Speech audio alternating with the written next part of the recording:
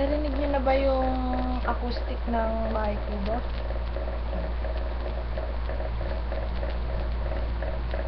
Bahay kubo, kahit munti ang halaman doon ay sari-sari, singkamas at talong, sigarilyas at mani, sitaw, bataw, patani, kundol, patola, upot, kalabasa, at saka mayroon pang labanos, mustasa, sibuyas, kamatis, bawang at luya.